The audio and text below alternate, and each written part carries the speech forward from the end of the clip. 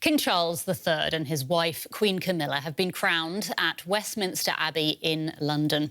In a ceremony packed full of music and symbolism, Charles was crowned in front of more than 2,000 national and international guests. Westminster has staged coronations for more than 9 centuries. Charles's religious ceremony followed a pattern unchanged for hundreds of years. After the coronation, the royal couple were driven back to Buckingham Palace in a golden carriage, and then the royal family appeared on the balcony. Earlier, the Archbishop of Canterbury and the congregation pledged allegiance to the King. I swear that I will pay true allegiance to your Majesty and to your heirs and successors according to law. So help me God. Our correspondent in London, Birgit Maas, joins us now. Birgit, describe the day for us. What's it been like for the King and Queen, and what's it been like for the UK?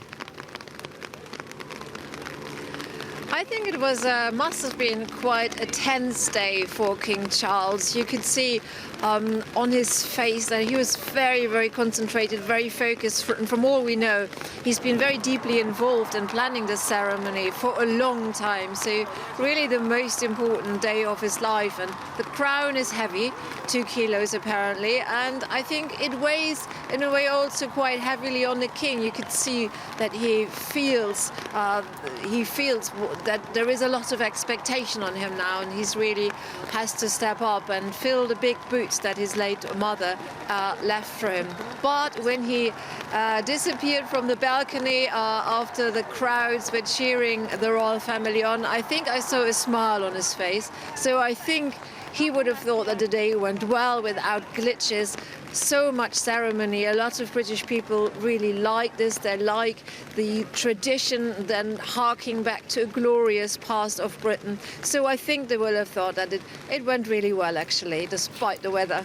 So I was going to say, apart from the rain, describe to us the atmosphere on the streets of London. What have people been saying to you? People that I've spoken to, they were really happy with how everything went.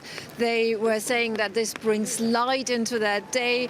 They like that it's unchanged, that this is something that connects Britain to its past, and that in a time where there is quite a lot of turmoil, where we have war in Europe, also Britain's recent past has been really tumultuous. We've seen a succession of prime ministers after Brexit in a very short time, and during all this, the royal family basically has stayed, and King Charles has promised to steer the royal family into the next decades and be the servant to his people. So people have been really happy. They like the ceremony. I'm here very close to the Mall, where the procession has just passed, and people have been really filing back and forth. They've watched it on big screens, and yeah, a big smile on people's faces.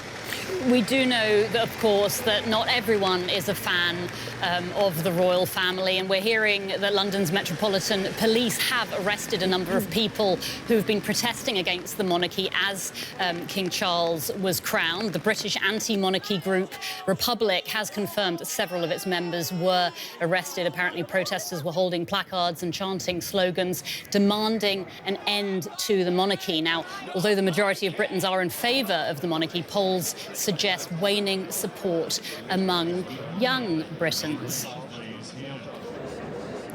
So, Birgit, can I ask you, is there growing criticism of the royals in the UK? Just here where I'm standing, one of the protests has actually been filing past. It was a fairly small group of protesters, a very big police presence, and many see the arrest as quite heavy-handed by the police. At the moment, the Republicans are a minority, but they're hoping that this is basically a sea change, that with the changeover in the royal family and with King Charles taking over, that they will start a debate. So while the late Queen was still alive, any discussion about a possible republic was really very, very muted, and they were a fringe movement. But now, while the King was crowned, we have seen hundreds of people, I think, were here and protesting, and they are hoping that people will start to listen to their arguments, which are that the class system is cemented by the royal family, that young people cannot aspire to being a head of state, and also that the royal family is very, very expensive. The private assets of the king alone are estimated by a British newspaper at £2 billion. And obviously a coronation ceremony like this, also incredibly expensive, estimates say 50 to 100 million pounds. So these are the arguments of Republicans, and they hope that people will now start to listen to them and to hear them. Birgit, thanks so much for that. It's our DW correspondent in London, Birgit Maas.